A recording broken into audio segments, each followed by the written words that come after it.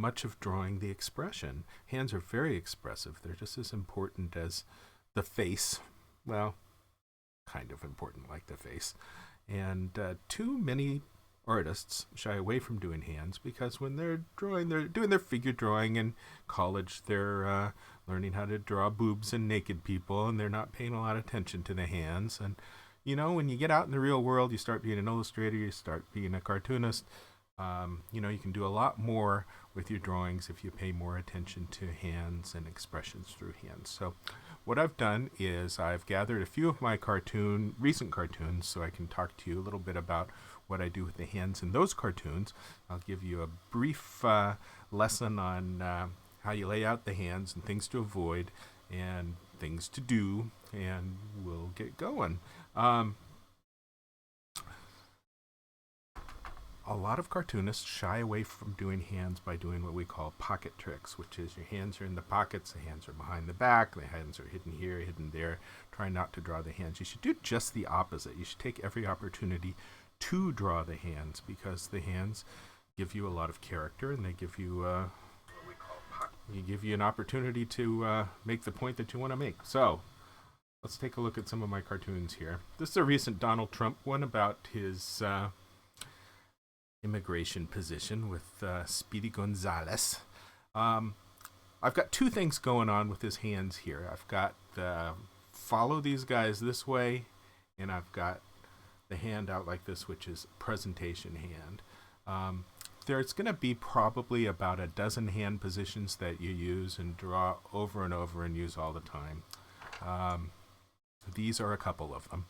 And I put this one in here because I've also got the three fat-fingered cartoon hands in here, which you need to do because that's the way they do them in Warner Brothers. But in fact, I think it's good to avoid that.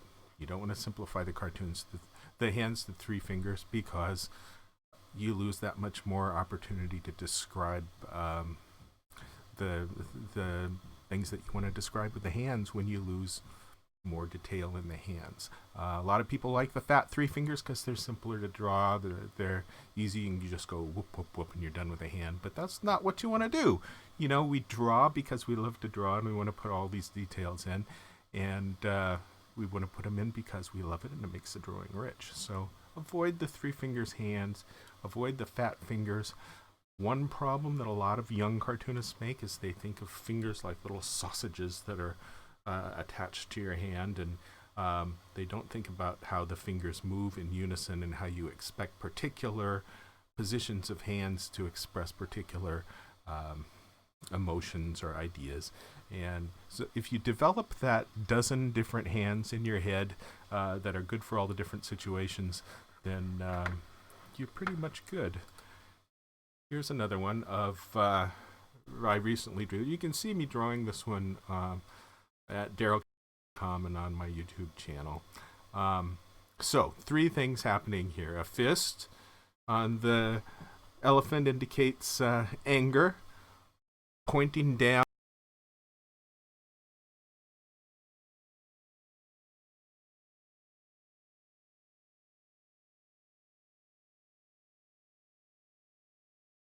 has a passive hands folded.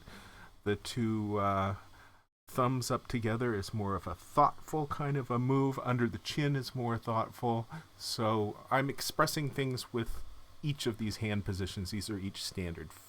Fist, making a point, which is usually up rather than down, but down because of Obama's position. And passive, thinking, thoughtful, in contrast to what you're seeing in the elephant. So here's another example. I do lots of old couples sitting on the couch, and this is casual pointing out a point. You see that the fingers aren't tight like they were in the previous one, and with these other two hands on them, I'm only showing the mass and three-dimensionality of the couch, and that they're relaxed and sitting back on the couch. So here is Obama counting, love me not from the flower. I drew this one with the Arab Spring in Egypt, and I probably should draw. Well, let's talk about his hands here. His hands here are basically pointing toward the focal point of the composition. Focal point of the composition being between his eyes and between the flower. And I'm doing that a lot with the way that the vine moves around in this image. And I wanted to do that also with his hand. So you notice that the hand that's plucking out at the focal point, fingers on the other hand are also pointing at the focal point being just between the center of the flower and his nose. These hands are not doing strong expressions, but they're participating in the composition. This is an NRA cartoon, and the guy in the middle holding his wallet, his hands are in that position so that I can draw as much of a wallet three-dimensionally as I can to show you what the wallet is.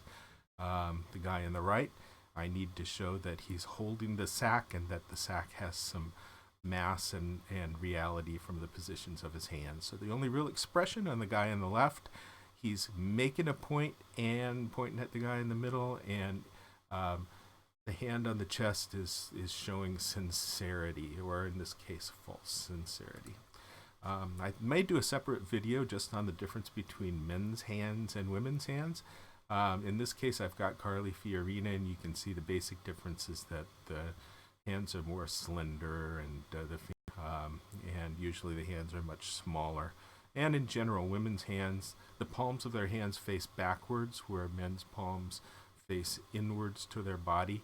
And this finger on women is as long or longer than this finger on women.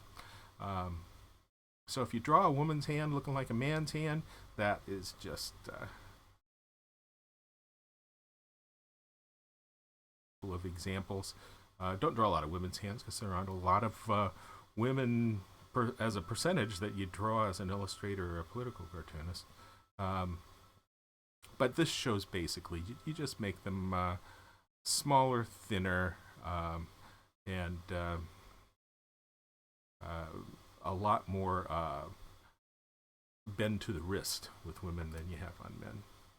And here's a most recent one with Donald Trump and Ted Cruz. You can also watch the video of me drawing this one. And Ted Cruz's hands are just in, I've lost control, and these hands are not doing anything but expressing horror. And Donald Trump's got a grip. So how many different hand positions did we go through there? Quite a few. Here's Obama shaking hands with Netanyahu, and you gotta learn the grips. You gotta get your opposing thumbs working right. In this cartoon, placing the palms out is showing that gesture of I don't want to deal with this, push it away.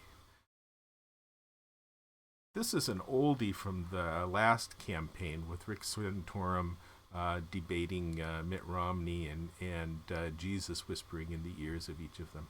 But I thought it was interesting because I'm doing the hand gestures on everybody, and with 8 hands and 4 figures, the hands are important. The hands are a lot of what the communication is that's going on here. So I think we've got the finger up that's making a point, the hands around the mouth, flying what you're saying, and then they're both making points, but they're making points at each other.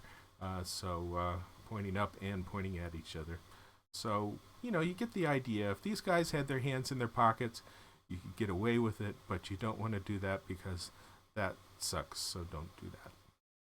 So, let's take a look at what's the very simple thing that you do when you draw hands, and it is that you get your general layout going of what a hand is. A hand is basically a box and another box. Box of 4 fingers and an opposing thumb.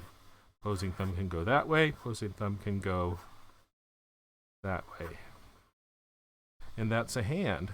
Now, when you're going to bend the fingers, you need to remember that the fingers want to move in tandem. Fingers are not independent. Fingers do things together. And if the relationship between the fingers is wrong, then your whole hand is going to look wrong. So there's a hand with the fingers coming in front. This is more of a here it is hand. If you want your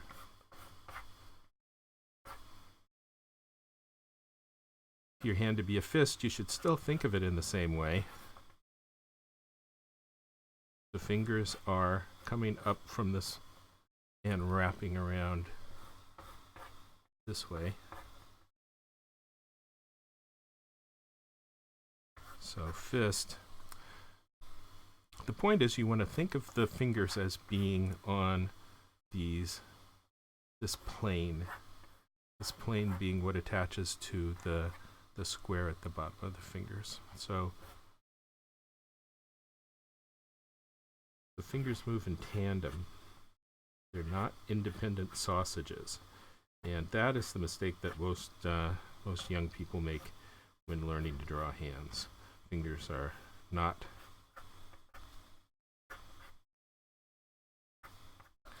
independent sausages. Now, very often you'll have you'll be drawing hands that are at the end of an arm that much of anything. So here's the elephant. Here's an arm not doing much of anything, and here's the hand that I might draw with it. Just a hand down like that. Finger, finger, finger, finger. But note that I don't do 3 fat fingers.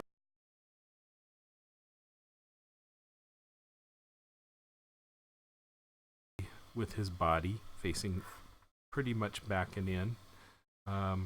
If I have another hand up here and I'm going to have a gesture for him, here he's making a point. I've got these fingers moving in tandem. This is the square with this part of the square bent over like that way and in perspective, and then this 1/4 of the square is up, and then we've got our opposing thumb.